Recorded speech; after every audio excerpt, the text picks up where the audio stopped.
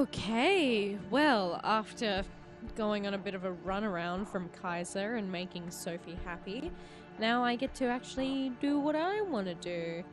And so, I think... What is it that you would like to do? Well, Anna? I mean, really I'd like to go back on one of these other characters, but we haven't met Altramir yet, and I would like to. Okay. Or, You do have, I suspect, limited nights. you reckon? I think almost certainly yes. I believe Okay. the game is saving it based on nights, like Yeah. how far you are in. Oh, okay. Well, in which case, I want to go back to Hope. Oh, you'd like to go back to Hope? Yep.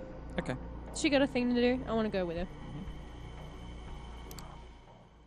When I get to the internet cafe, Hope is already waiting out front. The sight catches me off guard. A part of me suspected that she might be more of a shut-in. My haven is my castle type. Perfect timing. We need to go for a ride. Get in, get in, get in. Nice. Schumacher? Yeah, Yeah. the driver. Yeah, from 2002, that was his best year. Yeah. She doesn't wait for my response and jumps behind the wheel of a lavender vintage roadster instead. Ooh. The engine starts roaring expectantly, causing everyone's heads to turn. Not wanting to attract needless attention, we quickly slip into the back seat of the car. The moment I shut the door behind me, the vehicle sets off, tires screeching. Sorry for not bringing you up to speed first, but hey, this is New York City. Everyone's always in a rush, and this is even more true when you're a kindred. Now, allow me to take care of some business and I'll be right with you. Even as she's zooming through traffic, she's still on her phone, of course. What's your business? No, nice car. Nice car. Nice car. Damn it, Chris. Don't do this to me. Nice car. How'd you afford that? Thank you. The lavender really brings out its character, doesn't it? About affording things in this city, it's pretty hard. You gotta be at the top of your game at all times. Might as well explain my business plan to you while I'm at it. So, another extremely online malk based in New York goes by the name of Dev Null told me to Google Ethereum a few nights ago. That's how I got into Bitcoin.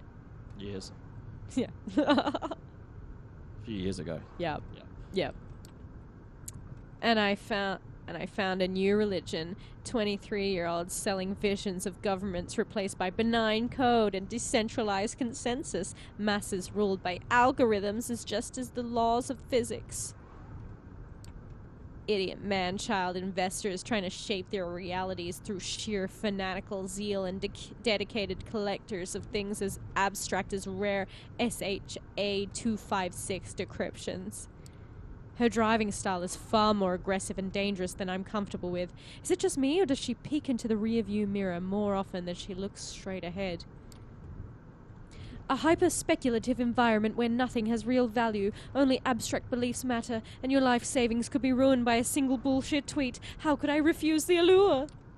I started buying low and selling high on a variety of shady 24/7 exchanges that allowed me with 100 times leverage, as in, they'd lend me 100 times the capital I could bet with. I got lucky at the beginning and kept the ball rolling. Oh, shoot. I got lucky at the beginning and kept the ball rolling, shorting and longing, impulsively, recklessly. I got to the point where I became too big to fail, and that's when I cashed out. The car comes to an abrupt halt. I bump up against the seat in front of me. Okay, this story will be continued later. We're here right at our first stop. I'll need you to do me a favor. First stop? Yeah, I need to run a few errands tonight. This one is as simple as it gets. See that weird guy in a Yankees cap standing around the corner? Approach him, tell him you're at young hot petite ingenue, take the phone he gives you and bring it here. Get going, honey. It's illegal to park here. I jump out of the car and approach the man Hope has pointed out. Not a lot I can tell about him based on his appearance, aside from the fact he seems pretty shady. The guy assumes a comically threatening pose as I approach him. The hell you want? I'm at young hot petite ingenue.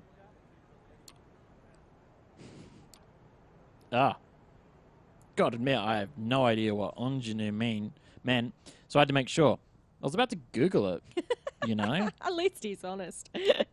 I don't know what it means. Ingenue, it's like I don't know what an ingenue is. Oh, it's like a young kind of promising. So in a lot of stories or narratives, the ingenue is your lead character, the young the young lover, Yes, as it okay. will. I gotcha. Think Christine from Phantom of the Opera.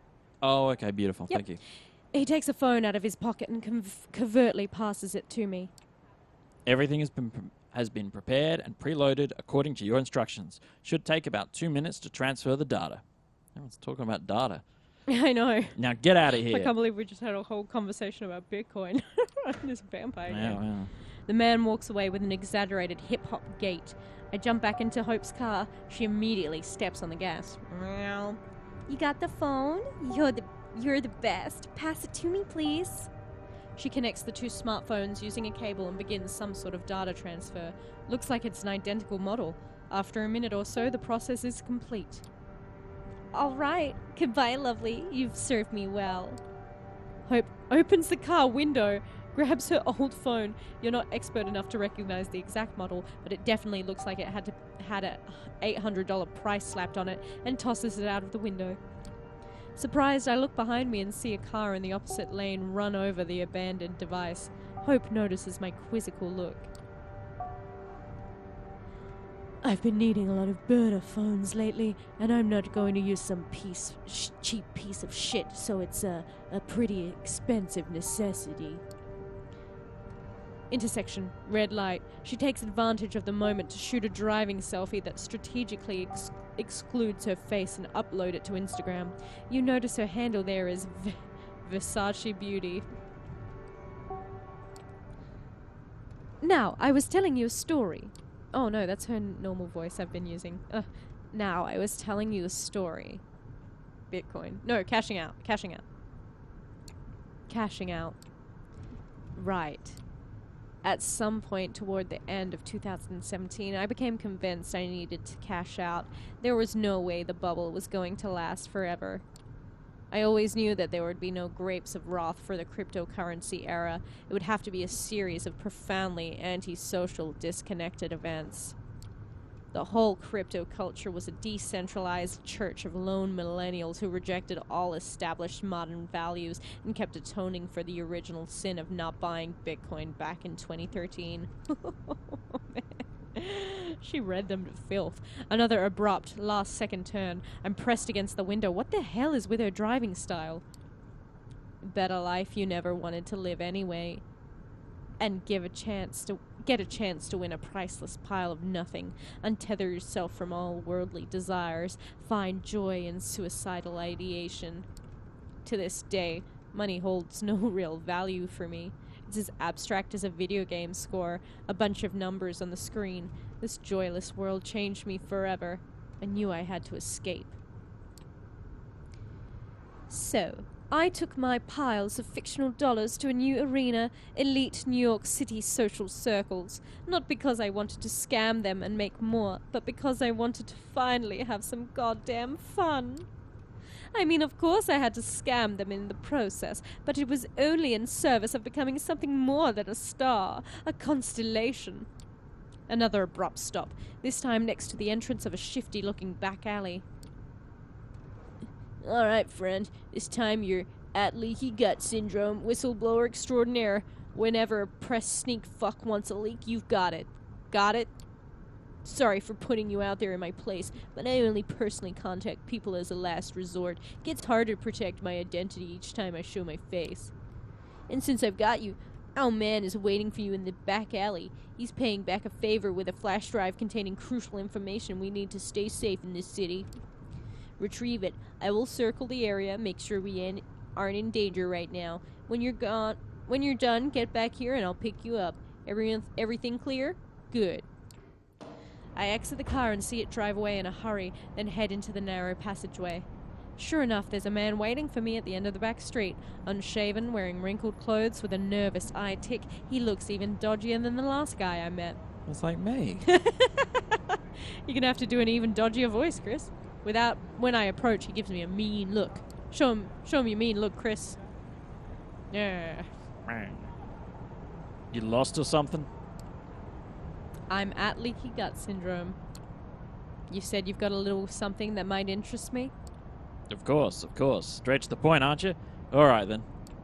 Clumsily, he produces a USB stick from his front shirt pocket and holds it before my face. When I reach out to take it, he pulls his hand back and gives me a sly grin. Like that. Getting all this data was tricky, you know. Risky, even. Miss Montgomery is a usually secretive person. Digging up dirt on her took more effort than I expected. Effort that should be rewarded, I think. I think I should drink your blood. The more you ask around about her, the more you expect a letter saying, "Give up your inquiries, which are completely useless," at your doorstep. Perhaps attached to a severed cat head? You catch my drift? The secrecy surrounding her screams friends in high places, brave New World Order, Illuminati ship, you know? Makes me think I deserve some hazard pay.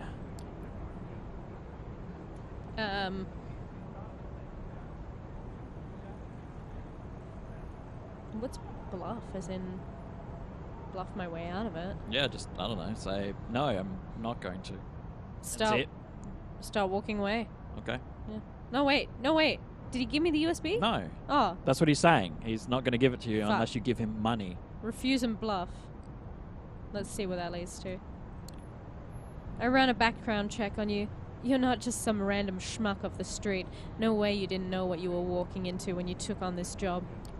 And if you really didn't, I doubt you're the kind of journalist who can gather intel worth shit. I'm bluffing the hell out of him, unsure if it's going to work. It does. The man spits on the ground angrily and raises his hands in surrender. All right. I shouldn't have put you on the spot like that. My bad, okay? Yeah, you're bad. He extends the hand holding the flash drive toward me again. I take it. Oh, yeah. One more thing. Not really sure what it's about. But one of my informants claims you might be interested in this. He reaches into his inner jacket pocket and presents me with something wholly unexpected. It's a bag of blood, labeled simply as ABHR. I take a closer look, but that doesn't answer any of the questions that just appeared in my mind. I peek into the journalist's cold blue eyes and see them twitch uncontrollably. Don't ask me. They just said you'll know what to do with it. Leaky gut. Come on.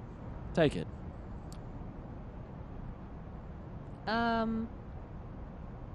Refuse. I don't Yep. want to owe anyone any favors. Okay. Yeah.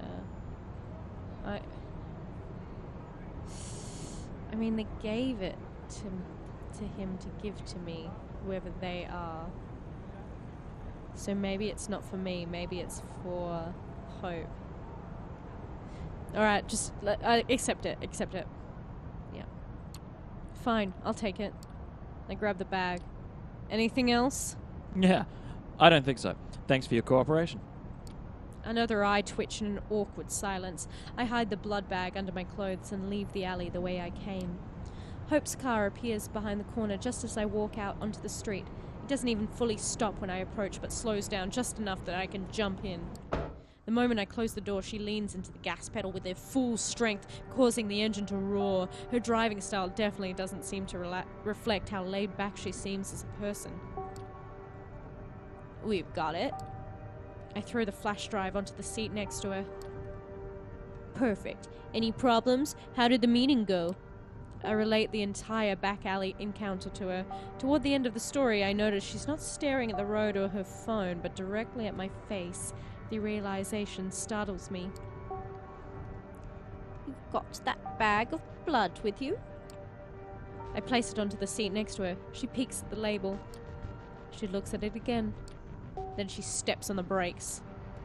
Fuck! I'm okay. She grabs both the bag and the flash drive I've obtained and throws them out of the window. Looks like that's her favorite method of taking care of problems. That bag was a message. AB negative used to be my blood type.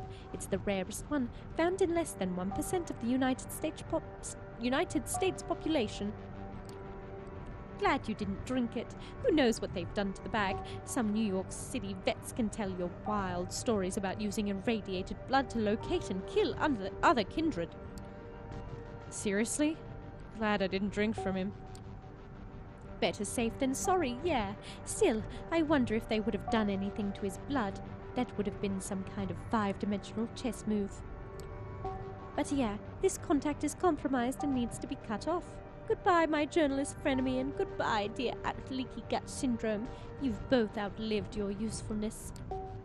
After a brief period of hesitation, she deletes the whistleblower extraordinaire account and sighs. Another one bites the dust. I've got another story to finish. I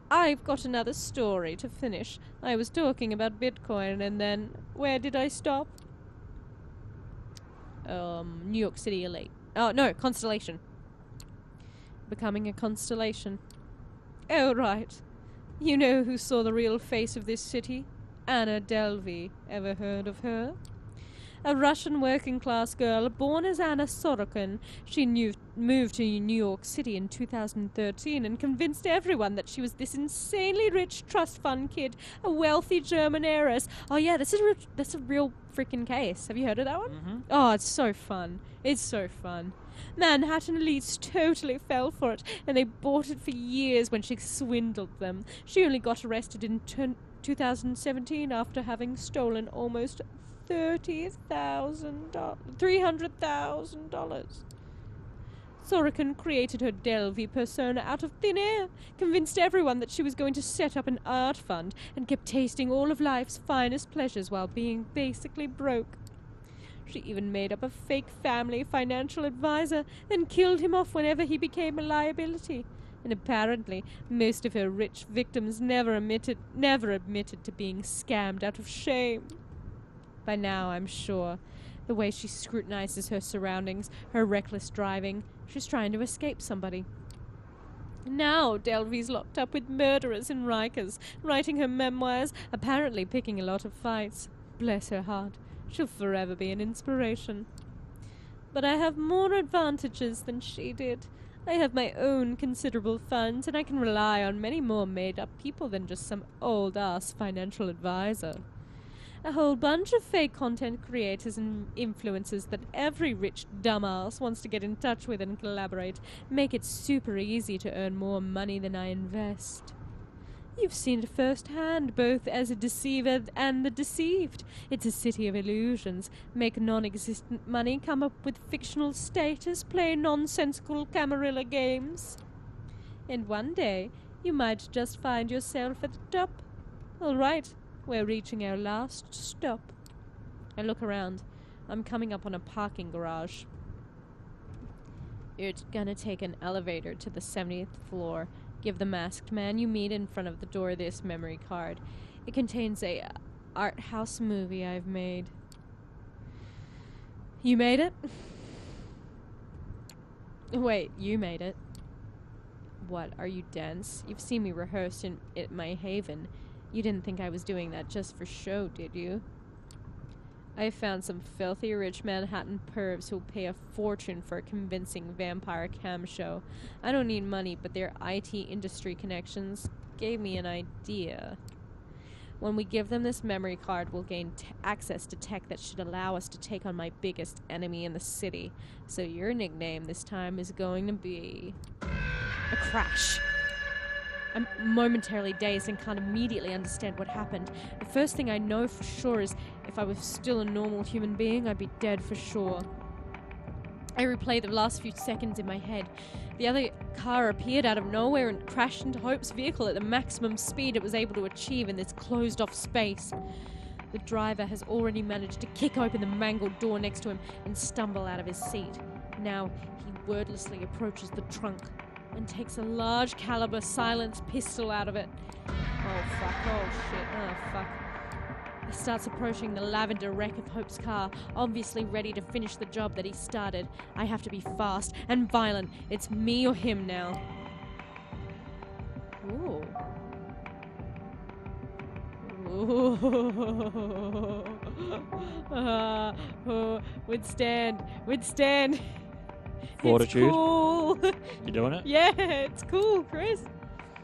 My instincts take over. I don't come up with a strategy or an optimal route. I simply start running toward the gunman, yelling. For a split second, he's completely dumbfounded. Then he opens fire. The bullets hit me, but that doesn't stop me. I start running. The man pulls the trigger a few more times to no avail. The expression on his face is priceless until I ram my fist straight through it. He falls to the ground. I get down on my knees and keep pounding at him until he's been reduced to a bloody pulp. I stand above the gunman's body, trying to calm myself and my killer instincts.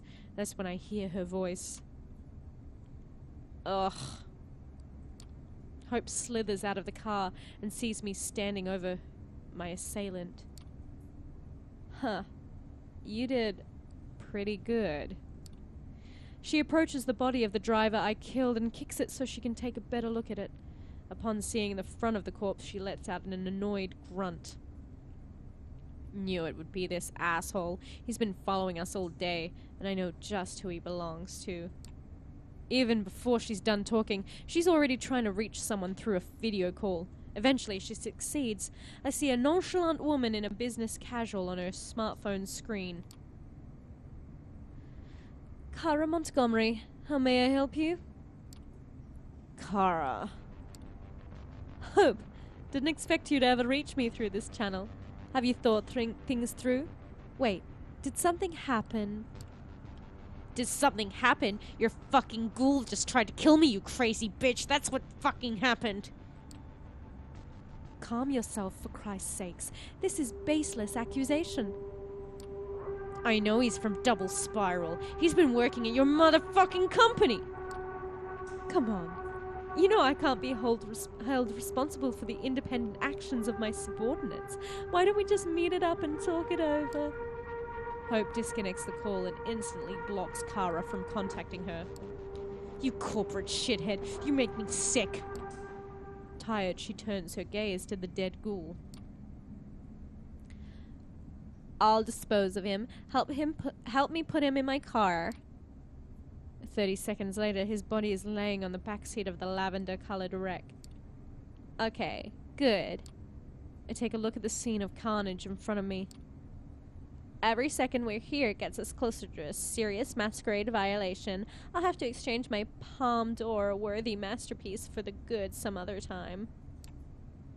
She gets behind the wheel and I follow her inside the car. Meet me in my haven when I tell you it's safe. For now, I need to dump this asshole somewhere, get my car fixed, and plan our counterattack. I guide Hope to my own haven. She drops me off, and before she leaves, she makes what's about to come perfectly clear. If we want to survive in this city, Kara Montgomery needs to die. She disappears into traffic, and I disappear into my place. Oh! Oh my! That was a lot. I think it's time for us to rest. Oh, yes, I think we better hand. Did someone say, been girlfriends? Huh? Looks like we have lots of options here. Oh, jeez. Oh, cripes. A nosy reporter. Mm-hmm. Someone's been watching us. Yep. Kara wants to meet. Oh, God. Okay.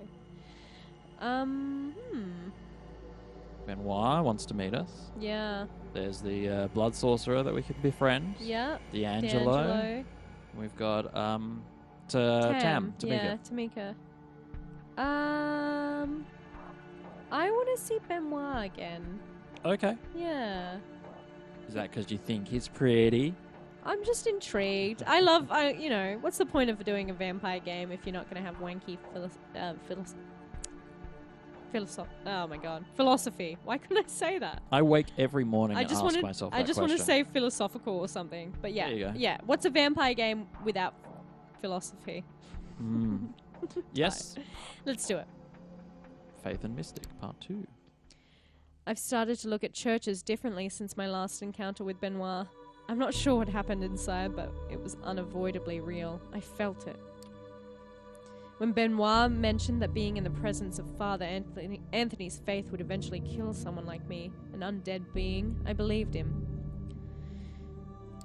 It doesn't seem to be very common, though. In New York, I pass thousands of people every night, and none of them have made me feel so afraid and insignificant. If I were to encounter someone like Father Anthony in the subway or a nightclub, I would know. There are many churches in the 5 boroughs, and I'm pretty sure most of them don't contain someone whose faith can touch me in this way. Yet, I've become wary. They just might. Still, tonight the cathedral looks as before, a striking landmark acting as a symbol of faith for people who have no idea that vampires exist in their midst. For them, questions of faith and myth are theoretical or philosophical. For you, those same questions suddenly define the meaning of my new existence. I sneak into the cathedral like an old hand, as if going to church had been a regular part of my life. Inside, the cathedral is almost deserted. I'm not sure if I'll be meeting Benoit alone. The idea of feeling Father Anthony's faith on my undead flesh freezes me with terror. Benoit is waiting for me in the front pews of the cathedral in the exact same spot where I saw Father Anthony. Worried, I approach, but don't feel the touch of faith that shook me before. Benoit nods as I sit next to him in the pew. Aren't you worried? Aren't you worried about meeting here? What if your friend the priest returns? Don't worry. He's not here tonight. You've had some time to think. I'm guessing you found the touch of Father Anthony's faith hard to ignore. For most people, God's presence is a question of faith. When I talk with Father Anthony, it feels like proof. Benoit is fervent, intense as he speaks. It's clear these questions have consumed his existence. Perhaps they'll consume mine too. What does the Camarilla believe? What do the kindred of the Camarilla believe? The old ones. It's true that elders are not always so good at teaching their children. Maybe the Camarilla would function better if we all knew those stories. These stories. Benoit looks around reflectively to make sure nobody is listening. There are only a few people in the enormous cathedral, and they don't seem to be interested in 2 loners murmuring to each other in the front pew. It might seem like ancient history, things that happened thousands of years ago, but time works differently for our kind. If the stories are true, there are Methuselahs still in existence who walked the earth when Jesus was alive. The only problem is the old vampires lie. They adjust history to suit their egos. Surely something was written down? No, that's not... No. You can talk to different elders. Yeah. Perhaps if you talk to a few different elders? They're not very forthcoming, unfortunately. We're left to piece these stories together on our own. This is how the story goes. God cursed Cain as punishment for the murder of Abel. Cain walked the night, shunned by humanity, and drank blood to sustain himself. Even from the point of our origin, we are damned. However, the story becomes more interesting when we move forward. Cain creates more of our kind, often referred to as the second generation. Let's have a look. The number of steps between a vampire and the mythical Cain, how far descended from the first a given vampire is. Low generation provides great power, just as it does a stronger curse and hunger. Also ghoul. Minion created by giving a bit of vampiric vitae to a mortal without draining them of blood first, which would create a vampire instead. Cool. Cool. They lived in the first city, later called Enoch, ruling openly over the city's human inhabitants. I see the first city as Cain's redemption. Cursed by God to wander, he remade himself as a ruler and lawgiver, acting as an immortal shepherd to humanity. It only started to go wrong when the second generation begat the third, and vampires started running amok. Vampires ruled openly over humans? Yes, according to the stories, Cain was a benevolent and just ruler, using his vast knowledge to bring a new age of prosperity. Of course, those stories were written by vampires. After the first city, Cain largely departs from the story. Perhaps he was disheartened by the Depredations? depredations of his descendants. The antediluvians went on to build a second city in imitation of the first, but it's doubtful their rule was just. Let's have a look. Antediluvians, Ooh. the progenitors, members of the dreaded third generation, and the founders of the 13 vampire clans. Right. Antediluvian is where we get the word deluge. Well, it's not actually, but they have the same root Latin term. Okay, cool. There are people moving in the cathedral, and both me and Benoit have made sure none get close enough to hear us talk. Many of the people we've seen have been elderly or disabled, so it's not surprising that we hear the squeak of a wheelchair. What alarms me more is that I overhear an older woman speaking with a Russian accent mention Father Anthony. Let's find Father Anthony and see if he can help us. From what I've heard, he is an exceptional man. I turn to look and see two men and a woman. All three are in their 50s, clearly well worn by life. One of the men pushes the woman in a wheelchair. Oh. Sorry, I just came at the word push so aggressively. Yes. One of the men pushes the woman in a wheelchair. She's dark-haired and intense, seemingly only half in this world. Yeah, exceptional. But he doesn't like moles. No, what does that mean? The speaker is shorter of the men, more animated and worried. He was probably a strong man in his youth, perhaps even an athlete. His voice carries a Midwestern accent. A Midwestern accent! Isn't that lucky for you, Chris? We're only interested in whether he likes blank bodies. Benoit and I look at each other.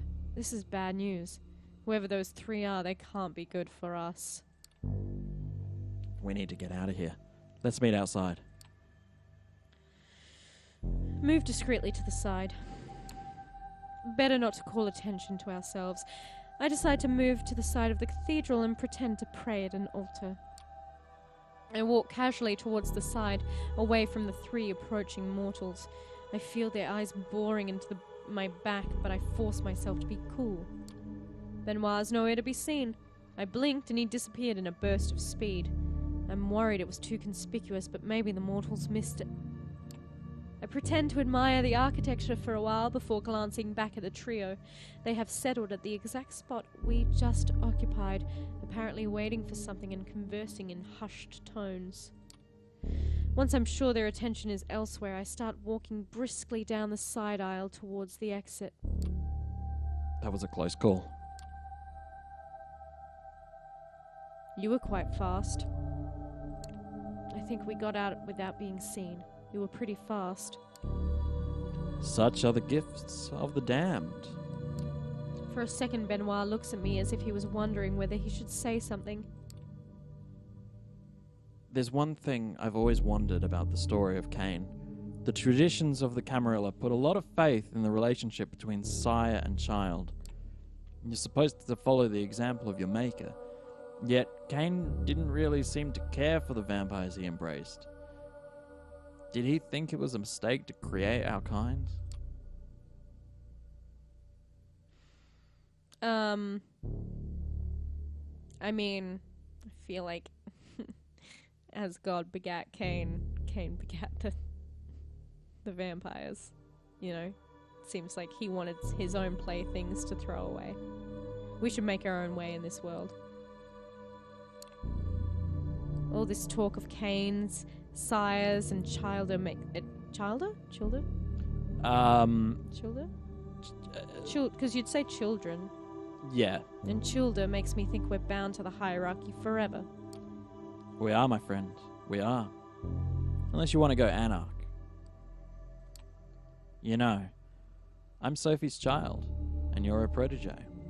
It's amazing that we share an appreciation for the mythologies of our kind, considering Sophie has little interest in questions of the spirit. I didn't know that he was Sophie's child. I stare at Benoit. I knew there was something he wasn't telling me, but in all the talk about Cain in the first city, I forgot about it. Now the only question is, what does this mean? Does Sophie know her child is talking to me? Probably not. Don't hold it against me. But I admit finding some pleasure in seeing you suffer the effects of Father Anthony's faith. I suppose that's the demon in me. I'm not your enemy. I understand that you're bitter, Benoit. I'm not your enemy. I'm sorry. I know that. It's just that sometimes I get too tempted by sin. Oh no, he's a fuckboy. You know, we should meet up again. We've talked so much about myth, but maybe that's cowardly when the reality of faith is right in front of us. I'll introduce you to Father Anthony. I nod, unsure whether that's a good idea. Benoit walks away and I follow his example, not wanting to hang around the cathedral any longer. Damn it! He's a fuckboy. So he's mad because Sophie ditched him for me. And now he wants to tie it all together in these mythological illusions of Cain throwing away his children. It's basically Dude, read Frankenstein and get over it. You make your own fate. What would you like to do next? That Ellen? might have been a bit harsh. You still have one night left. We've got the One Tremere. night. Oh god. Well, no, not one night. We've got Oh. more of the night to go. The Tremere. Somebody's watching. Yeah. The Nosy Reporter. Hope. D'Angelo. Samara. Well, Or Tamika, rather. And, well, I'll let you think over the break. Yes. And we'll let you know in the next episode. all right. Well, hopefully I've decided. So it's not a whole episode of me going. It won't be. I promise. She promises. All Good right. night. See ya.